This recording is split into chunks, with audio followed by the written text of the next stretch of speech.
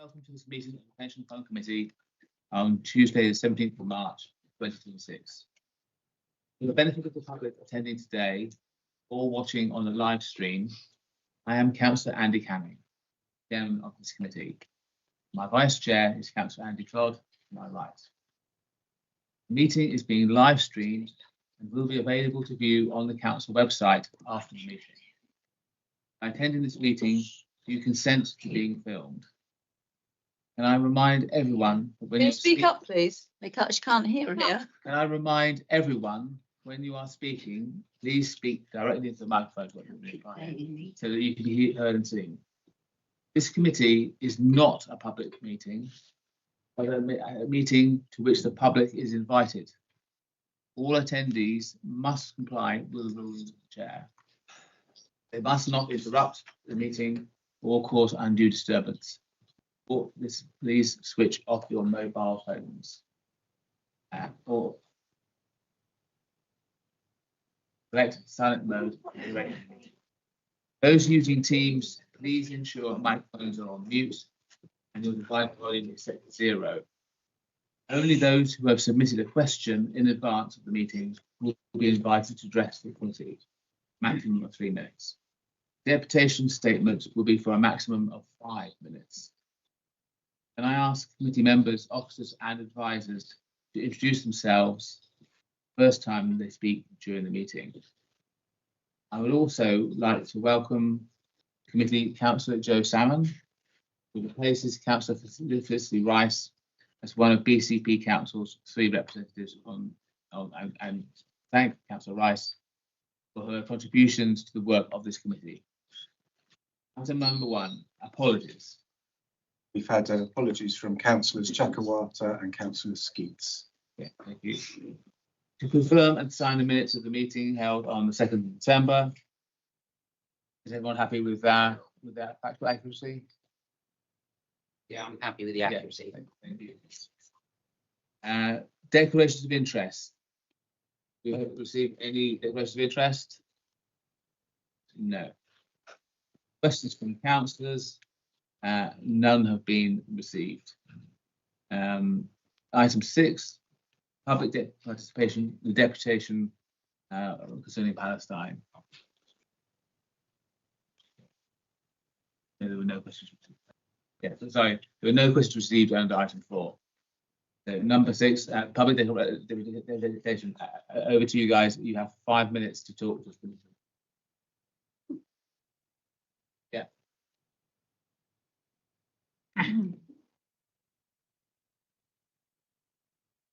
So my name is Lisa and I'm from Dorset Divestment. You will see in the recent weeks, Israel has accepted Hamas's figures of 75,000 killed in Gaza. This is because they believe the number is likely much higher. Counting bodies in a genocide is quite difficult, but even harder when those weapons leave little behind. US-made aerosol bombs have been used to incinerate nearly 3,000 people seeking refuge. These bombs burn at 2,500 degrees. For context, the Twin Towers burned at 1,000 degrees, and a crematorium burns at 800. When Yasmin Mahani went searching for her son, she told reporters, "I went into the mosque and found myself stepping on flesh and blood." The mosque had been filled with hundreds of families seeking shelter. These are facts, yet we're told that speaking about victims is too personal and we need to stick to framework. Let's talk about the framework. Unison, your largest body of member representatives, voted 2 years ago for divestment from Israel and their war crimes. Similar positions have been adopted by all major unions in the UK, including defence unions. Dorset and BCP branches have also adopted this motion. You have failed to the very people whose money you hold. We told you clearly what you wanted and you washed your hands of your responsibility, and then you told us you weren't sure what our opinion was. The framework was simply discarded to suit you. When Russia invaded Ukraine, there was an immediate condemnation, including from councillors in this very room, and immediate divestment. A framework was implemented quickly. It did not stop the war, but it created pressure and it drew a line. Around 600 Ukrainian children have been killed in 5 years.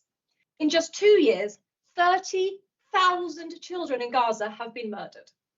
Either the IDF is so incompetent it should not be trusted with a water pistol, Or these deaths were no accident. They were a foreseeable outcome of the weapons and tactics being used. Our silence matters. The failure to uphold international law spreads violence further. Children are being killed not just in Gaza, but across the region. How can we claim to stand against tyranny when we continue to support our allies commit these crimes on such a scale? I'll be honest, I lost faith in our so-called system. So last week, when I sat in a presentation about Dorset Council's plans to become an environmental energy hub, for a moment, I considered talking about the ecological devastations of war, the burning oil fields, the blackened skies, and the poisoned soil. But I've worked in the private and public sector long enough to know environmental concerns live comfortably in policy alone. I know there'll be a time when everyone claims that they were always against this. And I intended to end this speech by highlighting the government's failure at every turn to attack Palestinian activists. And when it comes, it will fail to protect this council and this pension from those rightfully seeking justice. But 2 days ago, another family in the West Bank was executed by the IDF. Khalid and Mustafa were the only survivors to share the story of their murdered mother and father and 2 brothers aged 7 and 5 while they were driving home after buying Eid clothes. Khalid used his own body to protect his brother. In his testimony, Khalid describes hearing his mother scream and his father's last prayer. The soldier questioned him, "Who are you with?" And he tells him, "My parents." He shouts, "You're lying." He asks him if his younger brother can go to the toilet, and the soldiers guide him to the side of the car. As Mustafa relieves himself, the soldier opens the car to see the dead bodies of his brother. Khalid asks to the soldier, "Do you love your parents?" And the soldier says, "Yes." He asks him, "Well, why did you kill mine?" The soldier strikes him. I wondered why this story connected with me so much more than so many others, and I realized something. The child was not asking the soldier about his parents, he was asking him something much simpler. The same question we are all asking you. Where is your humanity? Yeah. You can argue about process, you can hide behind rules that are bent to suit your convenience, and we will still stand here asking you, where is your humanity?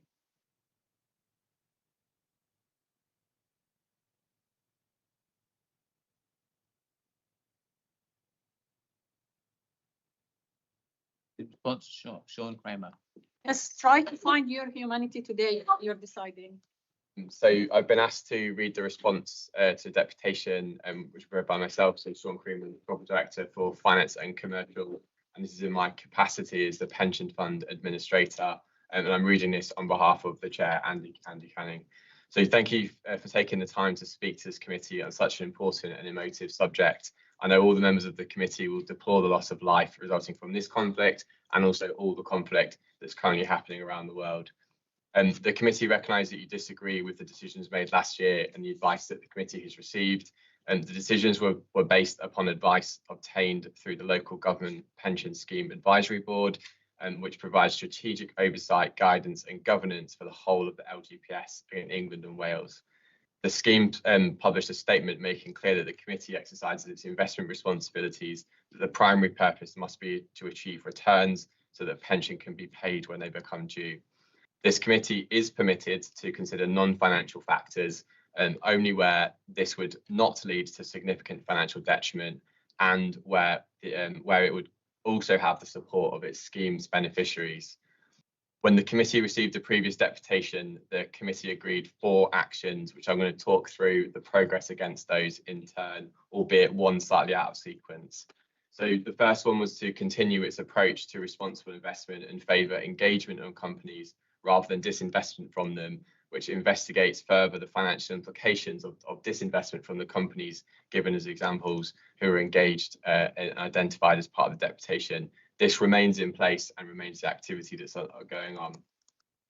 The committee also agreed to continue to endorse Brunel Pension Partnership's exclusion of controversial weapons, which examples of which are given as anti-personnel mines, chemical and biological weapons, and the companies that are non-compliant with Principle 2 of the United Nations Global Compact on Human Rights, so UNGC, from their actively managed equity and bond portfolios. Again, this decision remains in place. And there was also an action to write to all local members of Parliament seeking stronger action from the UK government regarding the matters raised in the deputation. This has also been actioned, and the chair, Andy Canning, wrote to those MPs. The third one, which I'm taking last due to the one that's got more to unpack, was to investigate the costs and benefit of a survey of scheme members' views on a non-financial factor as part of the next review of the investment strategy following the conclusion of the triennial actuarial valuation. And you'll see from the agenda item today that item 9 is the conclusion of said triennial valuation, and the results are in the agenda pack today.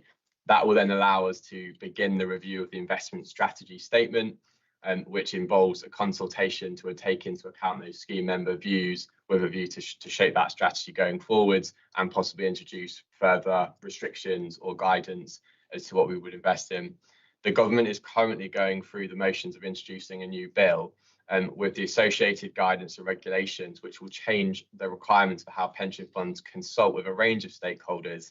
So there is a concern that any consultation launched at the moment to gauge member views may become redundant if it doesn't meet the requirements that the government are about to set out by the time a decision came forwards.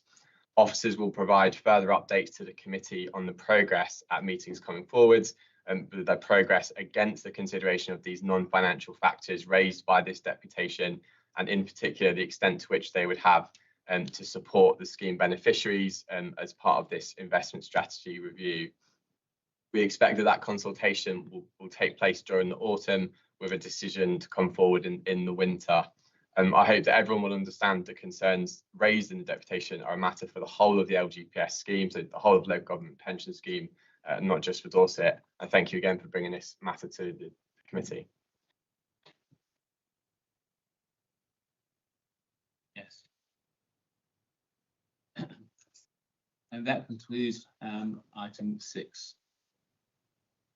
You are welcome to stay if you want to for the rest of the meeting, but we will now move on to our next agenda item. Chair, sorry. For you, I do have a question actually. I'm sorry, there are no questions allowed at this point in time. I'll be able to ask questions on all the items on the agenda where I sit on this committee. That's normal for a committee for me to be able to ask you a question, Chair.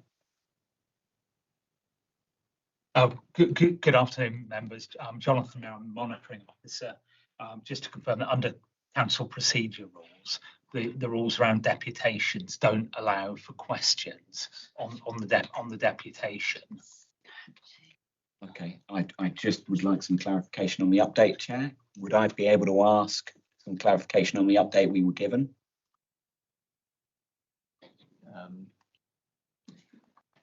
I think the danger of that approach is you'll go on from one question on to another into a full-scale debate about the deputation. Yeah. But I think we could certainly provide clarification outside of the meeting. No, there are no questions has been made clear. Okay. We're moving then on to item 7, urgent items. There are no urgent items. Nice democracy. Yeah. We have a official duty. You need some women on your committee. committee. More democracy breaking. Yeah, why it's all men? Yeah, there's only Where are the women? Where are the women? White middle-aged men mostly. Sorry. Yeah, Couple of it's all men. Yeah. Where are the It's all women? men. Nobody with any humanity here. Or, and you're actually acting illegally for both. It's clearly been notified on several occasions. You have received local legal notice informing you're not allowed to invest It's so cowardly. Can he when write you're breaching a international law. update? There's something called the spirit of the law as well, not just the law. And why this same procedure wasn't followed when it had something to do with Ukraine and Russia? You have like this long procedure.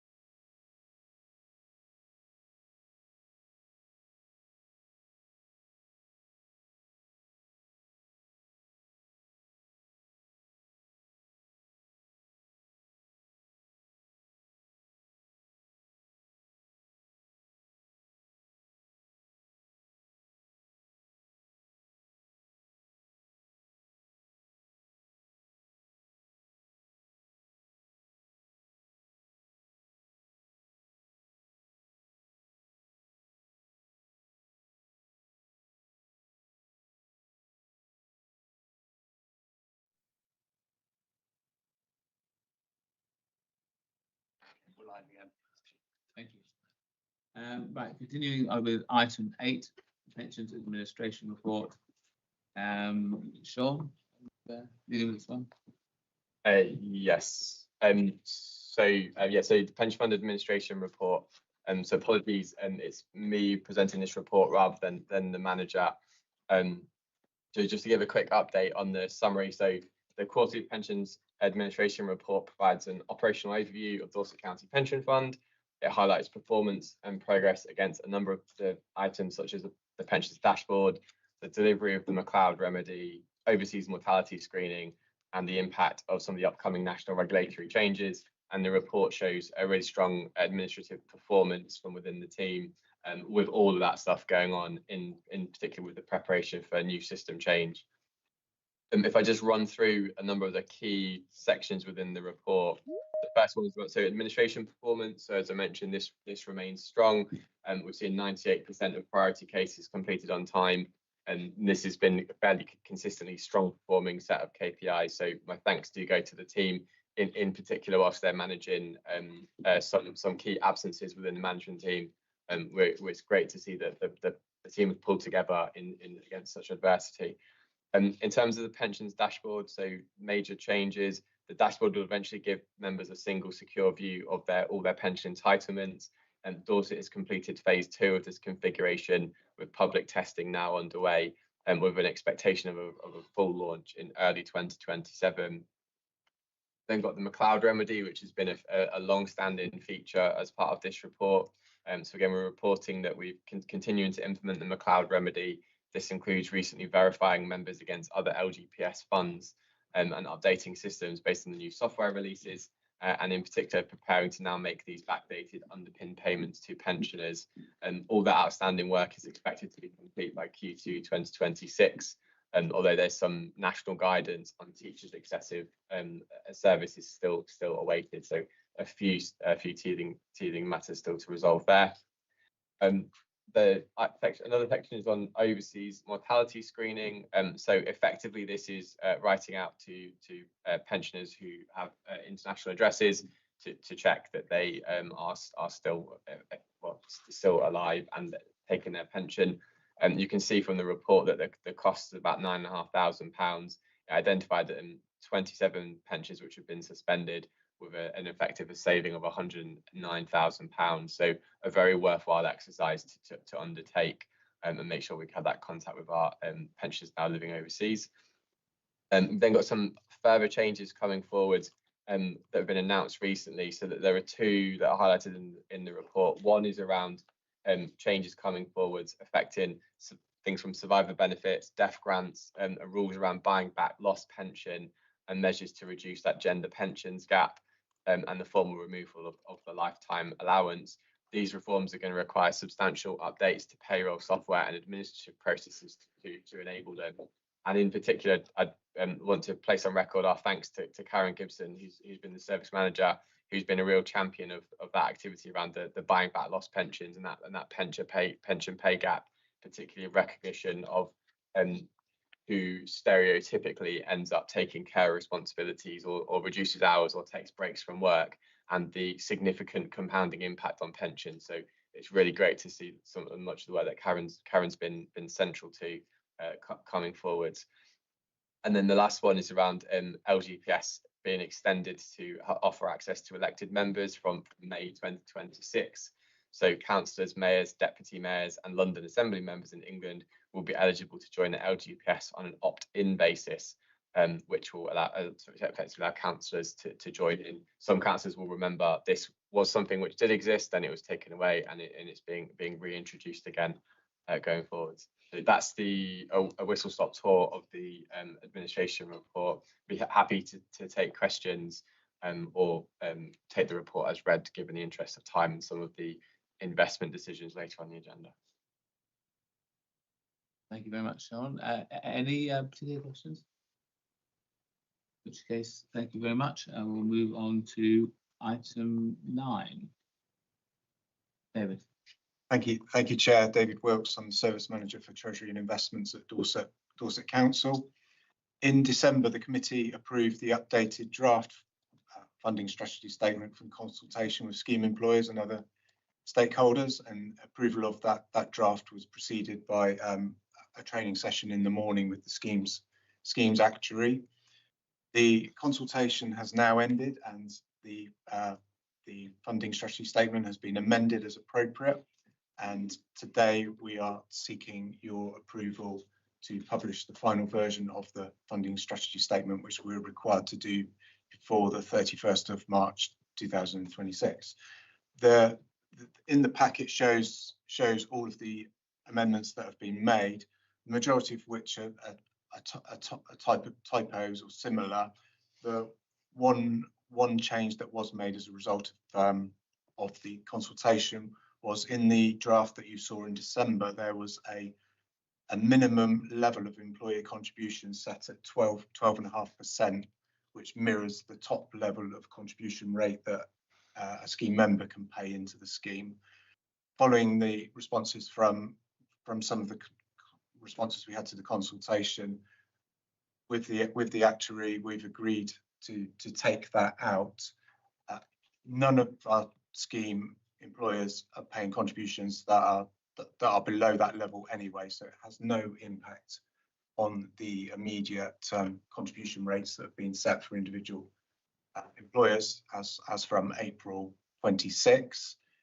It will be something that we will look again at the next triennial valuation in three years' time. But for now, that's the only amendment that's been made of any substance. In addition, in the paper, we've included the latest version of the actuarial report as at March 2025, which is carried out by the pension fund's actuary. And the purpose of that is to set contribution rates that are consistent with the financial strategy statement for each employer in the pension fund, starting from April 26 up until March 2029. So we also had, there was also an opportunity this morning. We had the actuary came to the training event this morning, just in case there were any follow-up questions with any of the amendments that have been made to the strategy since the draft was considered. So we're looking for the recommendation to be approved so that we can publish that final version today. Thank you. Thank you. Any questions? No. In which case, we go to the formal vote to say on that. I think a show of hands. would be sufficient, I think. Yes. That's unanimous. And then on to item 10. David again. That's me. Bear with me a second.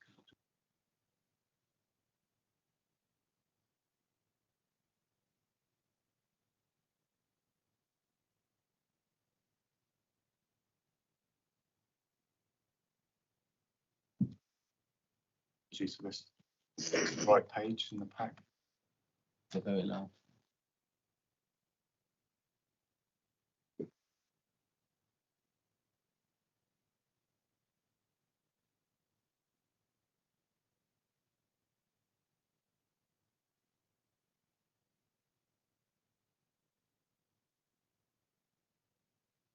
Apologies for that. So item 10, the Treasury Management Strategy.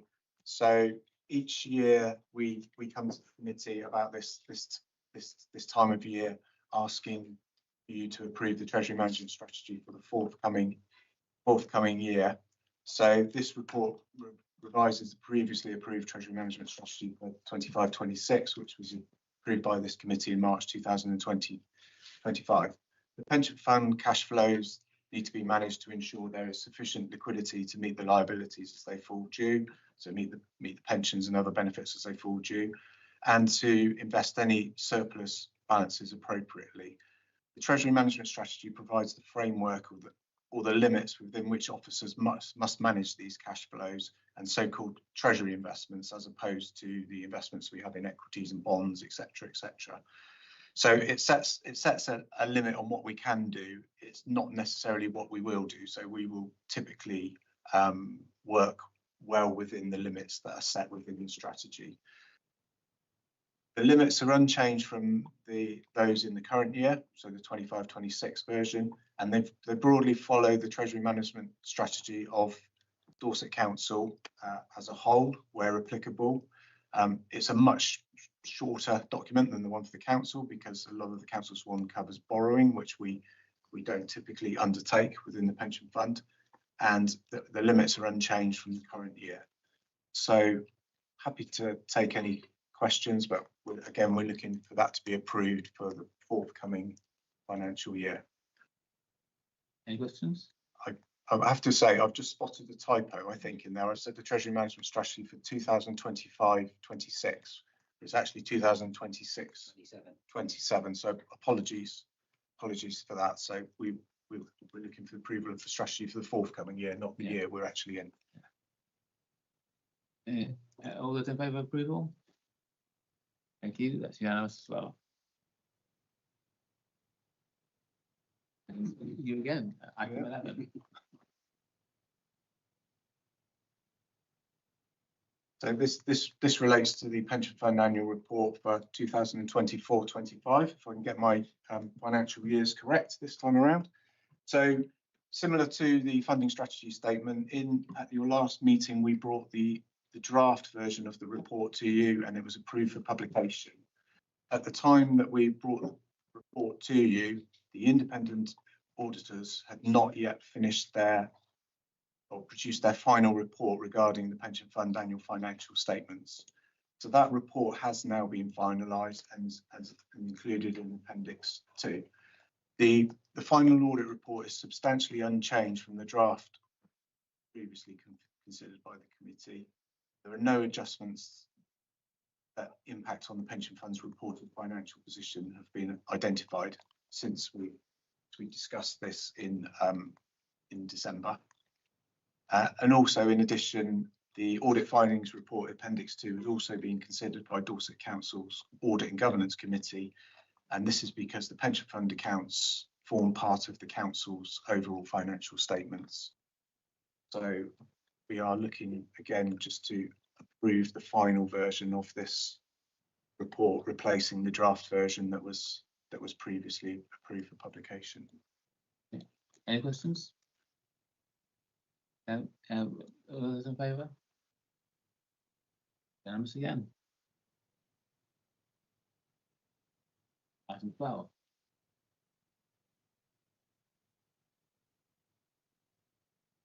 So item 12 is an update on the pension fund investments.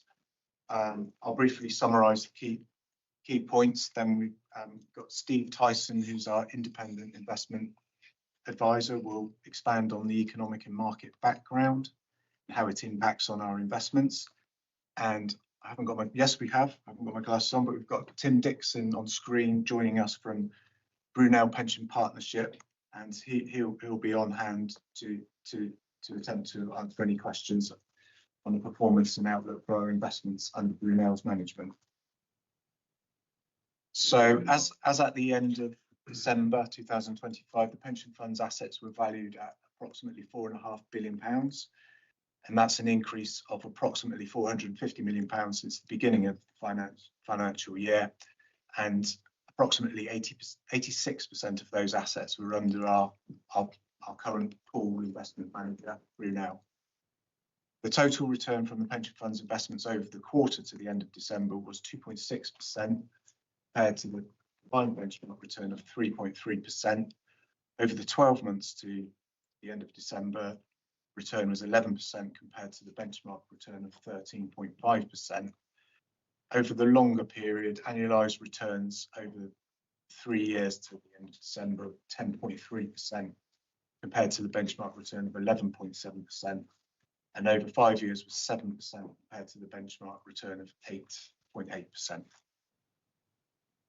Just to add, before I pass over to Steve, that there's a separate item on the agenda under exempt business where we're going to discuss progress made in terms of investment pooling changes that we're required to undertake by government.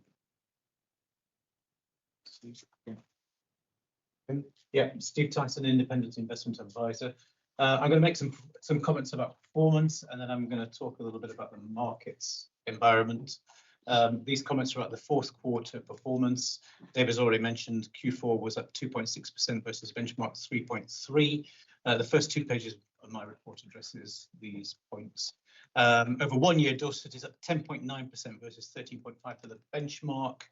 These are really strong returns in absolute terms, and I have some concern they won't be sustained if we have a market correction or a period of consolidation. I was just writing my report a couple of weeks ago as the war in Iran was starting. Now, the reason that the Dorset fund is behind benchmark is because the underlying Brunel funds are behind benchmark. The market environment is not suited to Brunel's style. I have some sympathies for Brunel in this respect. As an example, the Brunel quarterly report mentions a philosophical mismatch between the sustainable fund and its benchmark MSCI All Countries World Index, citing the fund's lack of investments in the top performing sector, metals and mining, amongst others. So the performance reflects not only Dorset's performance, Brunel's performance, should I say, but also past choices by Dorset about sustainable investing and decarbonisation. It's worth looking at the longer term. Dorset's 5-year return is 6.8. That's behind the benchmark 8.8, but thankfully 6.8 is ahead of the discount rate. That's positive because it means that if that's sustained in the longer term, then it eases the pressure on contributions. In other words, contributions can start to come down over time. Some interesting information that has come out fairly recently that we have received from PERC, who collect data on 62 LGPS funds, shows Dorset's performance above average over 1 year, 3 year, 5 years and 10 years. We don't have detailed attribution of the reasons for that, but I believe that despite some of the poor performance from the underlying funds, the ranking is a function of some savvy asset allocation decisions, which I mentioned in my report. The immediate priority is the smooth transition of assets to Brunel, from Brunel to LPPI as of April the 1st of this year. And then I'll move on, unless there are any questions about performance, to a market, a few more comments on the markets. I think I'll mainly try to address this quarter rather than last quarter, because things are moving on. This year, there have been a couple of phases. The rest of the world was strongly outperforming the US until the 28th of February. Since then, that's flipped around a little, and the US is now holding up better than the rest of the world. But nevertheless, year to date, the FTSE is up 3%, the UK index, and the S&P is down 2%, the American index. So year to date, UK is still outperforming America. And I think that's significant because I think that's a sign of things that will last, will be long lasting in my view. Gilt yields, which are relevant to a discussion later on, 20-year gilt yields are now 5.4%. Index-linked gilts are yielding 2%. What impact does the Iran war have on financial markets? Fairly obviously, the focus on the Straits of Hormuz, the focus is on the Straits of Hormuz and the duration of the war. How long shipping traffic will be disrupted for. A short war of 3 to 4 weeks, the impact on inflation is probably going to be moderately limited, lasting between a month and 6 months and becoming an entrenched problem in terms of oil supply is clearly potentially leads to higher inflation and consequently lower GDP. So that is where the market's attention is at the moment. Overall, my main conclusion in terms of strategy is to be fairly cautious about the markets at the moment. I think I'll leave the comments there actually and see if there are any questions. I had loads. I'll try to be brief because I think we still have, am I right in reading 79 million in fossil fuel extraction companies? I think that figure's correct. And that's a tiny percent of our assets, but it's still a large amount of money. It's still a large amount of money. But so I'd be interested to know where that 79 million is in terms of which pool funds and whatnot. I also think we have additional exposure to fossil fuels through, because all of the exclusions we do, and sorry, I'm going to be learning on my feet, so I'm going to ask loads of stupid questions.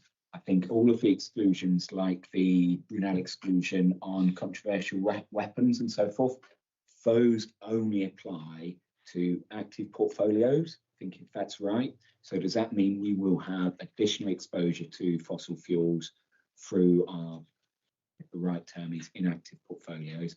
And does it also mean that we will have additional potential exposure to non-compliant UNGC, whatever it is, the body that lists?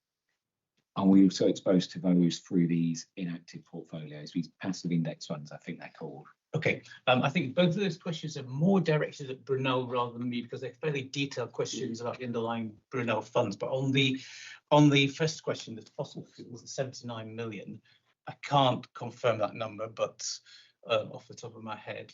But I expect. Do you want me to have a first stab at answering? Because actually I provided you with the figure of 79 million, and that is in the packs as well. So the 79 million pounds is based on, so we have a report that Brunel produced for us called the Look Through Holdings, and we publish it on the pension fund's website. We typically publish it, I would say, 3 to 6 months in arrears. We don't publish it too close because we don't, for market sensitivity. So the figure of 79 million pounds is looking at the Look Through Holdings detail and just filtering on the energy sector, and that gives you the 79 million pounds, which I think equates to about, I'm going to say, between 1.5% and 2% of the total fund assets. Tim might be able to jump in and help me with this, but I suspect that the bulk of that 79 million pounds is through the passive investments that we invest in. So these are markets. They'll track an index, and if a company's in the index, we will own it in proportion to the index. Again, Tim, jump in. Of course. Yeah, what I would start by saying is that exposure to fossil fuels, I assume that's correct, and I haven't got that data to hand, but is very low compared to what you would have if you were in standard benchmark funds, etc. I would also say that Brunel has pursued a pretty strong RI policy to exclude, divest from a lot of these sorts of things. Even where you're in passive funds, there are restrictions often around what sort of companies can be invested in. But you will find in things like the passive smart beta, in things like passive developed equities, yes, there probably is a bit more fossil fuels in those sort of funds. But actually, one of the hindrances to the performance that Brunel has recorded in its active funds has been that underweight in energy stocks, because over the last 3 or 4 years, they've tended to do pretty well. So yeah, we have a pretty proactive RI policy, but yeah, there is still some exposure without a doubt. And the controversial weapons, Tim, that was the second part of the councillor's question. Yeah, there's no investment in controversial weapons across all the portfolios, including the passives. Okay, sorry, through you, Chair, then that's reassuring. So there's no exposure to controversial weapons at all. Can I just ask that? I think I might want to confirm that after, because my understanding is that potentially that could be the case through passive investments. It's definitely not the case with the active, but it could. I think we need to. I think if it's in breach of the UN Global Compact, I don't think it's in any of the funds. But I'm happy to go away and confirm that. I think we need to 100% check that. Yeah.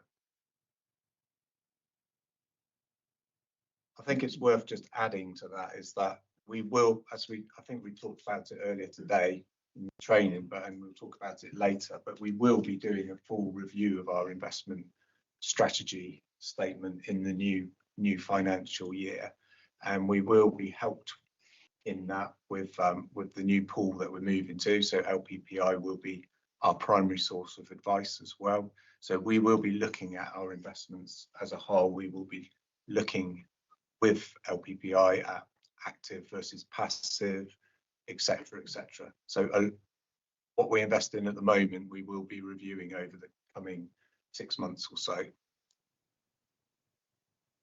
Yes. So just one more question then. So because it's been mentioned a couple of times, but actually the performance of our investments has been hampered because we're underweight in energy stocks. So I thought that actually there was a great deal of instability and volatility in those markets. And I thought actually over the last 10 years, energy stocks or indexes with those fossil fuel energy companies in have been outperformed. And there was a blip post the invasion of Ukraine, which saw a surge in energy prices. But actually, they've been outperformed by the rest of the market. Now, that's probably me being ignorant with my Google searching, but I'd just like clarity. Certainly, energy stocks have been outperforming since the beginning of the Ukraine war. So that's only 4 years. But I think what has happened is it has broadened. There are other sectors as well that Brunel have tended to be underweight in, and perhaps Tim will confirm this, but things like metals and mining, things like defence, and older industries, I would say generally. Just not. Yeah, there's a whole combination of factors. It's not only where we're underweight, it's also where we've been overweight. So things like healthcare that have not done well. When something like Global Sustainable was launched, a lot of the valuations in these sustainable sectors, alternative energy, etc., were high. So the portfolios bought into these areas. So there's a whole gamut of factors.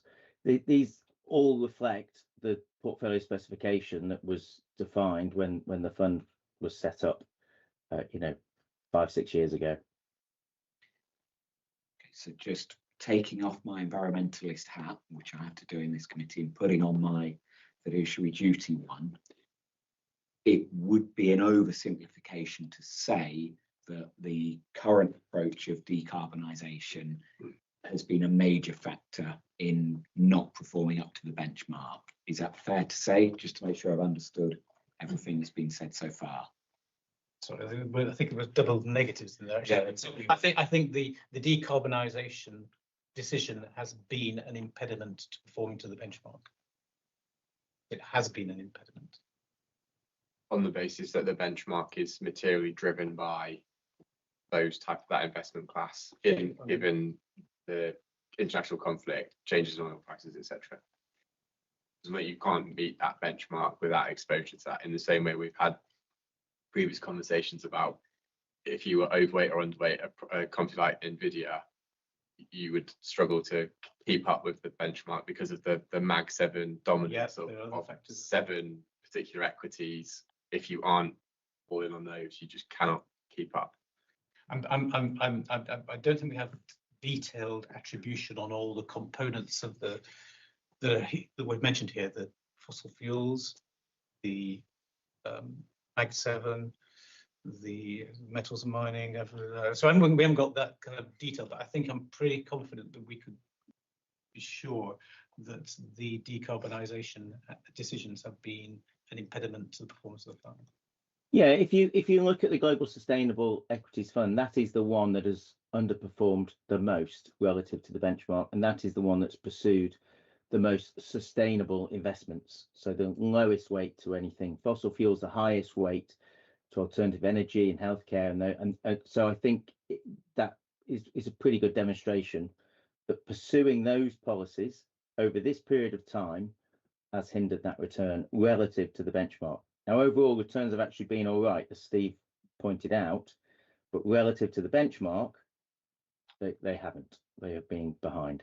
So an illustration of that is that the 3-year data is in the report of the Global Sustainable Equities Fund is up 8.8%, but the passive is up 17.2%, and the global high alpha equities, which is not quite as sustainable as the sustainable, is 30.7. And that's per year over the last 3 years, not in total. So they're decent returns, but the benchmark has performed better. Do we, maybe you talk about that we're going to look at the investment strategies again with the move to LPPI. Do we ever have an interaction with members about their views. Because if you explain to them you'll get a lesser return if you choose this investment strategy, are you happy with that? What interaction do we have? My wife is a Dorset pensioner, and if I had that conversation with her, I'm not sure which way she would jump, if I'm honest. Can I just make a comment there? There's an element of hindsight on this. I think when these strategies were being set up, the belief was that over the longer term, taking these factors into account would lead to outperformance over the longer term. And we don't know at this point, it's not going to be the case.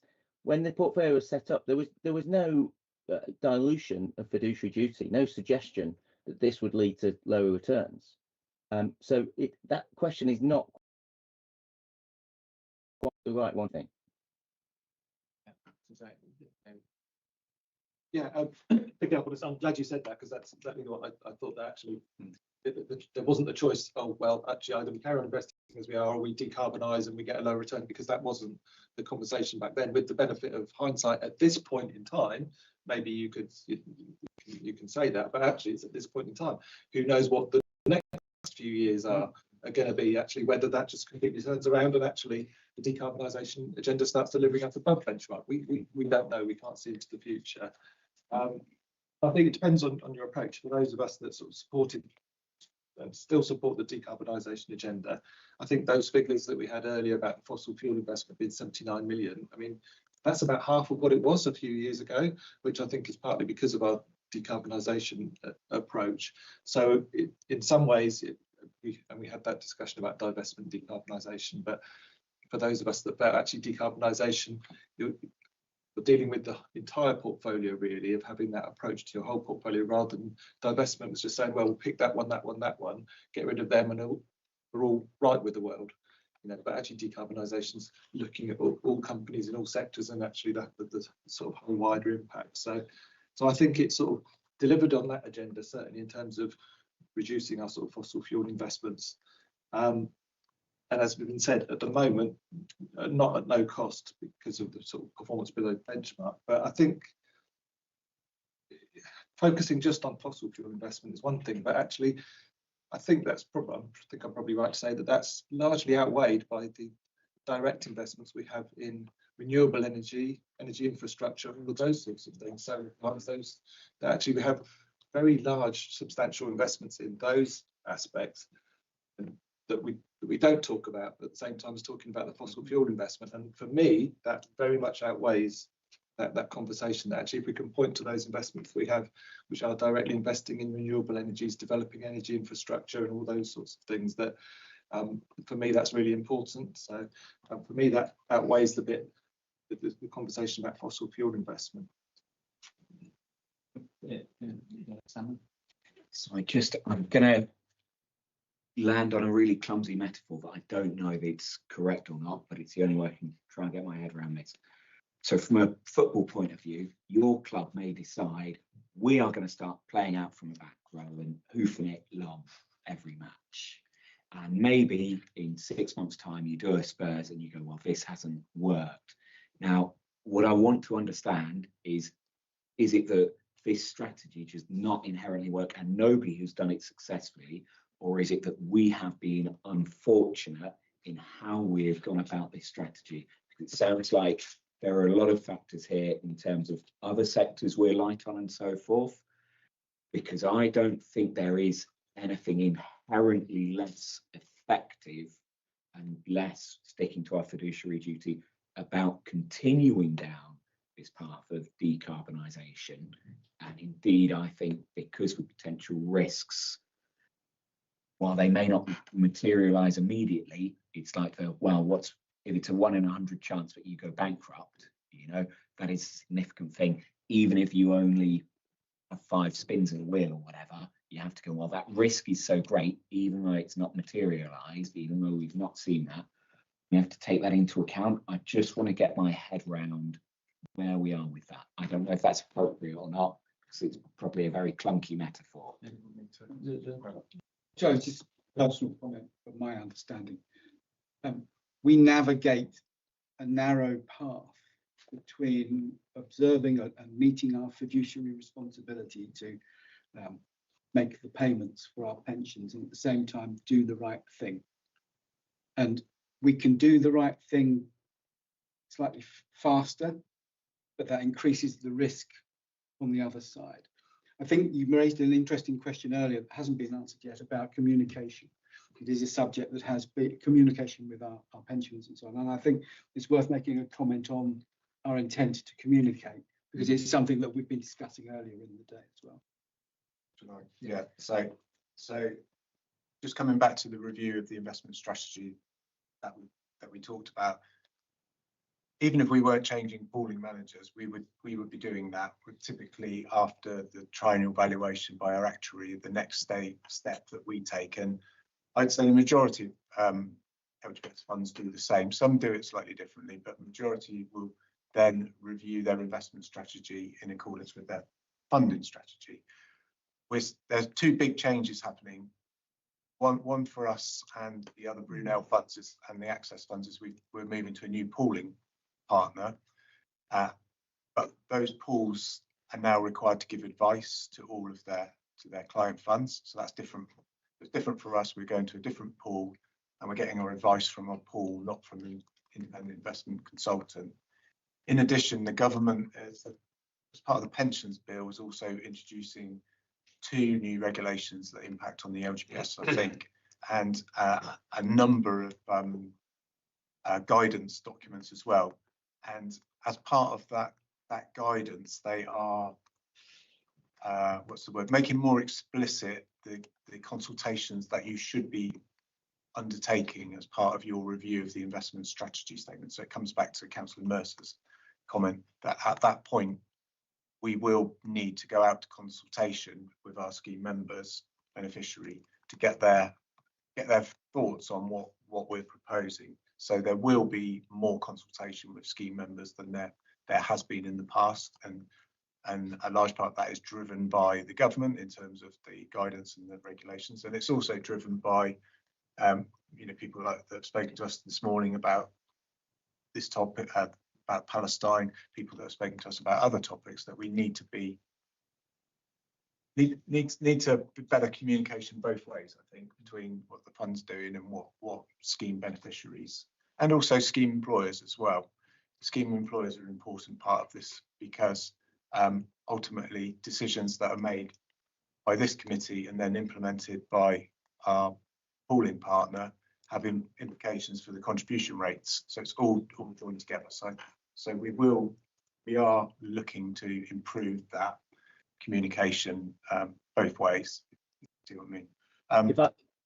I was just going to come back to. I wanted to come back on the analogy to football because I quite like that. But yeah, the strategy we've got is we do a bit of both. So we do a bit of playing out from the back, and we do a bit of hoofing it up the pitch. So diversification. So we've not, we have our biggest equity allocation is to the sustainable fund. It's not had the last few years have not been relatively good for it. And I think Tim would make a spirited defence to say, actually, I don't think anyone that's in that space has done better than the market weighted benchmark. It's been difficult to achieve through that, and I think we recognise that. But that's our largest investment. But we've also got quite significant investments in passive funds or in the smart beta fund, in the low volatility fund. So we've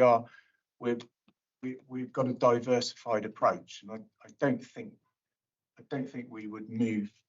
I wouldn't expect that we would move too far away from that in terms of going all in with one approach, either the hoofing it up the park or the playing out from the back. I'd just like to re-emphasise one point as well about the Global Sustainable Fund.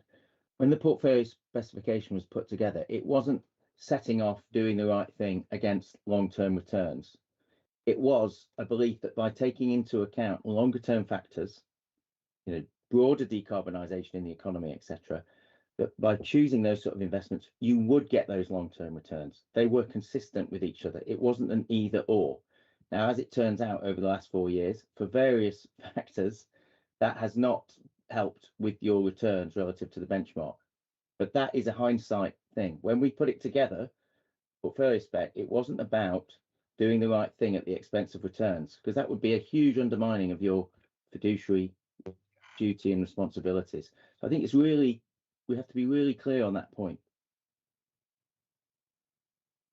That's a method. You talked, Dave, there about that communication piece, but just educate me here. I think we have a pensioner representative on this committee, don't we? Female representative, yes. Is there rather than, forgive me now, rather than writing to lots and lots of pensioners who might not take too much interest into our investment strategy, do we have a panel of engaged members actually that we can have that dialogue with? I'm not comfortable in making decisions for other people without asking them without taking a lead from them as to what our approach should be. I think partly not that is that we are being driven by changes in government regulation towards conversing with consulting with all our members. So it's the sort of thing where we might have not done it previously, but it may well be that we'll be doing it anyway, and we can combine things like ESG views and other issues with other parts of the surveys that are being undertaken. And the mechanism has not been decided, right? Yeah. Which is what you were asking about. Yeah. The intent is there. Yeah. The method of execution, and all we're waiting for is final guidance from government about what they see as good to make sure that we don't have to do it again. Well, I imagine this is going to become a regular thing that the members will be consulted every few years or something. Yeah. Oh, yeah. Okay, Councillor Brown. Yeah, I just wanted to clarify one thing about my understanding on the. So I'm totally in favour of sort of consulting members. But I think one thing we have to keep in mind is actually the members, and they may well have strong views on fossil fuels, decarbonisation, defence, whatever, but as they all, because it's defined benefit schemes, they receive their pension benefits regardless of the investment performance. So actually, whether one performs better than the other is immaterial to them because they've got their pension contract that says I'll be getting these benefits anyway. So I think you need to remember that we talk about investment performance. It's actually the employers that would end up picking up the tab if we have atrocious investment performance. Yes, which is ultimately the taxpayer. Not the pensioners, because they have defined benefits. We're not defined contribution schemes, defined benefits. So I think we have to keep that in mind, that our members, may have lots of different views about lots of different issues, and actually the financial return is immaterial to them, really. I don't think so. I mean, I'm all for democracy, but I mean, I'm sure some of you probably have the same issues on Dorset Council. We've done consultations on Ballpark Gate, LGR, 20 miles an hour, and the question you ask determines the answer you're going to get, and nobody's any clearer on what the public think after these exercises anyway. I don't think there's a silver bullet of, oh, that's all right, we'll do a survey, bosh, there we go, done and dusted. Pretty crap democracy then, really. Better than the alternatives. Indeed. Yeah. What was Churchill's phrase? It's the least worst option or something like that. Yeah, it's the best option until you have a conversation with a voter. Yeah. Any other questions? Could I just be clear on, sorry. Yeah, go on. Could I just be clear on what our non-oil-based investments are? So are we, do we not invest in any oil companies or fossil fuel companies? What does that look like? Well, there are some oil investments. They're in the passive funds, in the smart beta fund. Those will be companies. I haven't got a list to quote them to you, but there'll be some oil companies in there.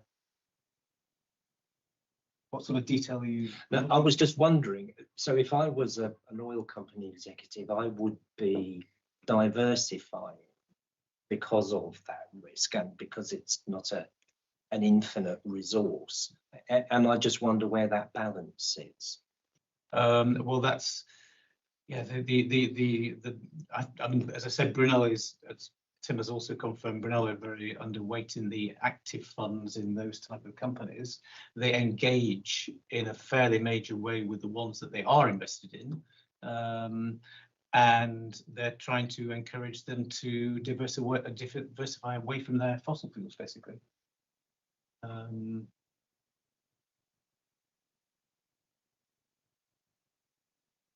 What detail? Yeah. Okay. Yeah, the momentum's been, I mean, I should just say the momentum's been in the other direction, Steve, hasn't it? That actually oil companies that were diversifying away have been actually moving back towards oil because that's where the economic returns are. Yeah. But that's a longer term thing to talk about another day, but I just thought I'd throw that in. So, right, we've had Steve's report. Tim, do you want to add anything else to what's been said? Not really, just I think Steve's report is very balanced, very fair. You know, the performance has lagged the benchmark on a number of the active funds, and that, I think that does reflect some of the factors we've just been discussing. But thankfully, because of your high allocation to equities overall in your AA, actually your longer term returns overall are pretty decent. So and I think Steve has picked up on all those factors. And as you know, and I think you're discussing later, you know, most of these funds are going to transition pretty soon, and therefore there'll be a ample opportunity, I think, for you to review the asset allocation and think about how you want to invest in the future. Is this the last time? If you want to. Is this the last time that Tim will report to us on this? Yes, report? I believe yes, it will be. Yeah. Well, I'd expect it to be. I mean, we are reporting Q1 2026, but whether there'll be much interest to discuss with us then, you know, in June, what's going on. But yeah, I suppose I am available in June if needed.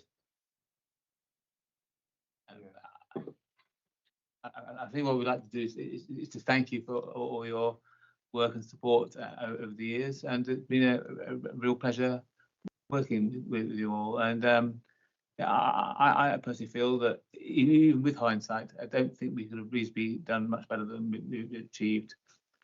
Partly because I think sometimes things don't look as good as they are, because if we compare them against a benchmark that isn't necessarily important or not, but we use it as a yardstick. Whereas when we look at how we're doing compared to other managers, we seem to be doing pretty well, actually.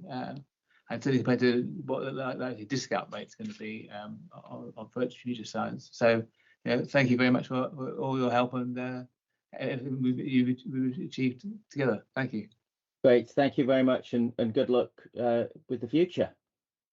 Thanks, Tim. Moving then on to item 13, which we want to move to later, wasn't it? No, you wanted to say, John, if you want. So, thank you, Chairman. Normally on the agenda, it would state that it was a report on the Scheme Advisory Board and my role as Dorset's representative on the Brunel Oversight Board. The second part of that isn't on the agenda today, but there are a number of other issues concerning that, which I will weave into the discussion when we get to the exempt business. Not because I want to hide it from the public, but because it actually integrates with what we've got to discuss later on. And it's very clear to me, I was trying to find a middle path, which I failed to do, because I think it ought to all be at the same time. Now, in terms of the Scheme Advisory Board, the timing of meetings hasn't helped us, because the last meeting of the Scheme Advisory Board was in November, and our last meeting was in December, and so I've reported on the last meeting. The next meeting is taking place on Monday, and so next time I shall have plenty to report on, I'm sure. But there are a couple of things I would just like to raise if I can, Chairman. The first is around the regulations, and I've got sight of the agenda for next week. Unfortunately, the issue about the regulations is a verbal update, so I haven't actually got a paper which I can then rely upon, which is a pity. But I think what I'm trying to do, and I've discussed it with others, is to bring into that some questions at the board so that I can actually get a little bit further inside it, if at all possible, given that opportunity, because there is a necessity for answers to be given, and that means that that is the opportunity, and I shall take that with some questions at that time. I just need to get back into my laptop just very quickly for the other item, if you could bear with me, because it's just failed me at the moment I need it.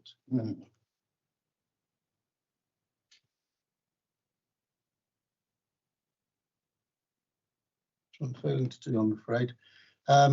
So in addition to that, I wanted to read out verbatim what it actually says, but basically the other item which I would be wanting to press at the Scheme Advisory Board will be a greater definition on pooling. And there is a will, I think, beginning to emerge for the Scheme Advisory Board to do that. I think it's long overdue. I think it's absolutely critical. And I do believe that if it's going to serve a useful purpose, it really needs to be integrated with the pooling arrangements in a way that it possibly hasn't been up until now. I think I would like to feel that the Scheme Advisory Board was doing a lot more that was directly relevant to the operation of pension funds across the whole of the LGPS estate, rather than just concentrating perhaps on specific issues like McLeod and so forth, which it has done huge amounts of work on, very valuable work, but it doesn't actually get to the heart of some of the issues which are concerning us and no doubt LGPS schemes across the country on a quarterly basis. And I have said this before, but I would welcome any feedback or any either challenging or holding me to account with regard to the Scheme Advisory Board to give me the leverage to be able to try and do that. Because it is a frustration to me that we don't seem to be as engaged in those sorts of issues as I would like. And until or unless people are complaining about it, it makes it very difficult as a member, bearing in mind that there are only, nationally, there are only 6 councillors on the Scheme Advisory Board, including the chairman. So, you know, we don't have a weight of numbers there. And of course, every other special interest gets served as a result. So, Chairman, I will repeat what I would like, and that is feedback to me. But I also think there's an opportunity as we become part of LPPI for that to be ramped up a little bit, because LPPI have representation through the Scheme Advisory Board also. And I think perhaps if we were to have an approach that suited both parties, that might help all of us in the longer term. Always happy to take questions or direction from this committee, Chairman. Anybody? No? Okay. Right. On to item 14. Yes, yeah. Just wanted to point out about those of you who weren't so certain, we do have training on each of these days in the mornings that will be here. Okay, so that's just say something. Yeah. I just want to say something quickly about training before the June meeting. So we've talked a lot already about what's happening with regulations and guidance that's coming out from government. So we're hoping that we will have all the final regulations and guidance by the time we next meet, so that we're able to put together a training session in the morning for you that's going to cover that, and it's going to reiterate and hopefully draw out the responsibilities of pension fund committee members. We're hoping that our Dorset Council's monitoring officer, Jonathan Mayer, who was here earlier, will come along to that as well, in case you've got any questions that might be outside of my sort of sphere of knowledge, that to go to him. So hopefully it will be a good scene setting meeting for the working committee in the forthcoming year. Also, it will come after the annual general meetings of Dorset Council and hopefully BCP Council as well, so that we've got confirmation as to who the pension fund committee members will be for the forthcoming year. So I know everybody's diaries are really busy and everything, but it would be great if you are able to get to the training, particularly that training for the June meeting. Thank you. Any questions on the agenda? Do you record the training? Yes, we did. Yeah, oh, cracking. I'll drop you an email about finding that. Do you mean record? I don't. Think it, Oh, you mean sorry, the word bit many record? things. Yeah. It's noted whether you attend or not. Yeah. Oh, Yeah, record attendance, but not. no, so I Yeah. can't go back and watch this morning's session. If I can't make it to June, I can't go back and watch that. Yeah. If you miss it, you miss it.